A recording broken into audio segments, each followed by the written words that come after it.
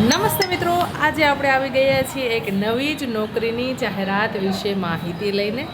આ મિત્રો જાહેરાત છે એ કાઉન્સેલરની પોસ્ટ પરની છે. એટલે કે જે લોકો કાઉન્સલરની પોસ્ટ પર નોકરી કરવા માંગે છે તે લોકો માટે આ ખૂબ જ મહત્ત્વની અને અગત્યની જાહેરાત છે.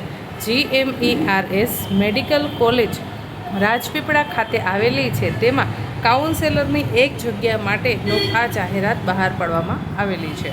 મિત્રો, તમે જો કાઉન્સેલરની પોસ્ટ પર નોકરી કરવા માંગો છો તો તમારા માટે આ સરસ અને ખૂબ જ સરસ મજાની માહિતી છે.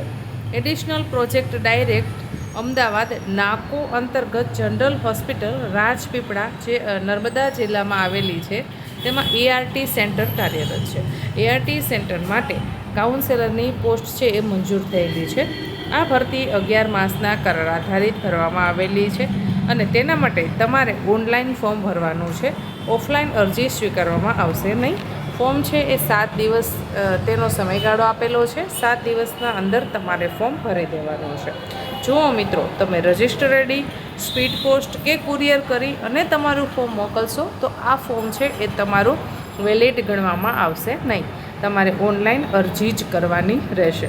હવે મિત્રો, વાત કરીશું કે કેટલી જગ્યા ખાલી છે, શું પગાર ધોરણ છે અને તમને કઈ જગ્યાએ નોકરી મળવા પાત્ર થશે. વાત કરીશું જગ્યાના નામ વિશે. તો કે ભાઈ, કાઉન્સેલરની પોસ્ટ માટે એક જગ્યા ખાલી છે. મહિને તમને 21,000 રૂપિયા પગાર મળવા પાત્ર થશે. અને જગ્યા છે એ કઈ જગ્યાએ ખાલી છે તો કે ભાઈ ART સેન્ટર જનરલ હોસ્પિટલ જે રાજપીપળા ખાતે એ જનરલ હોસ્પિટલ આવેલી છે ત્યાં એક જગ્યા ખાલી છે. ત્યાં તમારે નોકરી માટે જવાનું રહેશે. શૈક્ષણિક લાયકાત વિશે ચર્ચા કરીએ તો તમે MSW કરેલા હોવો જોઈએ, એટલે કે માસ્ટર ઓફ સોશિયલ વર્ક તમે કરેલું છે. MSW સુધી તમે ભણેલા છો તો તમે આના માટે લાયક ગણાશો. તમારા પાસે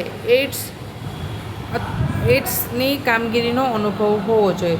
જો તમારા પાસે HIV એડ્સની કામગીરીનો અનુભવ છે, HIV અથવા તો એડ્સ બેમાંથી કોઈ પણ કામગીરી અથવા તો હેલ્થને રિલેટેડ કોઈ પણ જગ્યાએ નોકરીનો તમારા પાસે અનુભવ છે તો તમે આના માટે છે એ લાયક ગણાશો અને તમે અરજી કરી શકો છો. મિત્રો, આના અંદર આપણા પાસે કોઈ સ્પષ્ટતા કરવામાં આવેલી નથી કે તમારા પાસે 2 વર્ષનો અનુભવ હોવો જોઈએ, 3 વર્ષનો અનુભવ હોવો જોઈએ, એવી કોઈ સ્પષ્ટતા નથી. તમારા પાસે જેટલો અનુભવ છે તેટલો અનુભવ તમે જોડી અને આના માટે ઇન્ટરવ્યૂ આપી શકો છો અને એપ્લાય કરી શકો છો.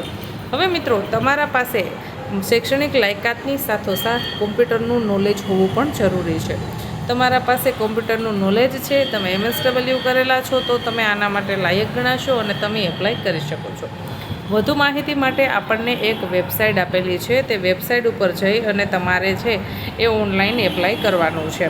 તો એપ્લાય માટેની જે વેબસાઇટ જણાવું તે નોંધી લેશો. arogyasathi.gujarat.gov.in ની વેબસાઇટ પર જઈ અને તમારે ઓનલાઈન એપ્લાય કરવાનું રહેશે. હજુ એક વખત વેબસાઇટ બોલી જાઉં છું. arogyasathi.gujarat.gov.in ની વેબસાઇટ પર જઈ અને તમે ઓનલાઈન એપ્લાય કરી શકો છો. મિત્રો, અમુક સૂચનાઓ આપણને આપેલી છે તેને ખાસ સમજી લેવા વિનંતી. સૌપ્રથમ તો તમારે આ અરજી ઓનલાઈન કરવાની છે. ઓફલાઈન અરજી સ્વીકારવામાં આવશે નહીં. રજિસ્ટર આઈડી, સ્પીડ પોસ્ટ કે કુરિયર દ્વારા કરેલી અરજીઓ સ્વીકારાશે નહીં, માન્ય ગણાશે નહીં. તમારે તમારા બધા જ ઓરિજિનલ ડોક્યુમેન્ટ્સ, પાસપોર્ટ સાઇઝનો ફોટો અને સિગ્નેચર બધું ઓનલાઈન અપલોડ કરવાનું રહેશે. આરોગ્ય સાથી જે વેબસાઇટ છે તેના પર જઈ અને તમારે લોગિન કરવાનું છે. લોગિન કર્યા બાદ તમારા બધા જ ડોક્યુમેન્ટ્સ તમારે તેમાં અપલોડ કરવાના છે. અને સાથોસાથ મિત્રો, તમારે તમારું ઈમેલ આઈડી અને તમારો મોબાઈલ નંબર એ બંને છે એ તેના અંદર લખવાનું છે. ખાસ મિત્રો, તમારું ઈમેલ આઈડી સાચું લખજો અને તમારો મોબાઈલ નંબર છે એ સાચો લખજો. બધા જ ડોક્યુમેન્ટ્સ તમારે સ્કેન કરી અને છે જ્યારે ફોર્મ ભરો છો ત્યારે તમારે છે તેમાં સબમિટ કરવાના રહેશે. એટલે આ બાબતને ખાસ તમે ધ્યાને દોરી લેજો. અધૂરી માહિતીવાળી અરજી છે એ સ્વીકારવામાં આવશે નહીં. અધૂરી માહિતીવાળી જો તમારી અરજી છે તો તેને રિજેક્ટ કરી દેવામાં આવશે. એક અરજી માટે તમે એક જ વખત એપ્લાય કરી શકો છો. બીજી વખત તમે એપ્લાય કરી શકતા નથી. માનો કે તમે પહેલી વખત એપ્લાય કર્યું એક પોસ્ટ માટે, તો પછી એ જ તમારું વેલિડ ગણાશે. જો બીજી વખત તમે એપ્લાય કરો છો તો જે છેલ્લે ભરેલું ફોર્મ છે એને માન્ય કરવામાં આવશે. એક જગ્યા માટે તમે એક જ વખત એપ્લાય કરી શકો છો, બીજી વખત એપ્લાય કરી શકતા નથી. તમારી વયમર્યાદા છે, વયમર્યાદામાં છૂટછાટ છે, એ બધી જ બાબતો જે arogyasathi.gujarat.gov.in વેબસાઇટ પર છે ત્યાંથી તમને મળી રહેશે. ત્યાંથી તમે બધી જ માહિતી મેળવી શકો છો. નિમણૂકને લગતા બધા જ પ્રશ્નો છે એ નિમણૂકને લગતી આખરી નિર્ણય લેવાની સત્તા જિલ્લા તબીબી અધિકારી civil surgeon general hospital Rajpipla હસ્તકની રહેશે. આ બાબતે ખાસ ધ્યાન દેશો. મિત્રો, આશા રાખું છું કે તમને માહિતી પસંદ આવી હશે. અવનવી સરકારી નોકરી, પ્રાઇવેટ નોકરી તથા ગુજરાત સરકાર દ્વારા આયોજિત વિવિધ જિલ્લાના ભરતી મેળાની માહિતી મેળવવા માટે આજે જ આપણી રત્નોદર યુટ્યુબ ચેનલને સબસ્ક્રાઈબ કરો, તમારા મિત્રો સુધી તેને શેર કરો.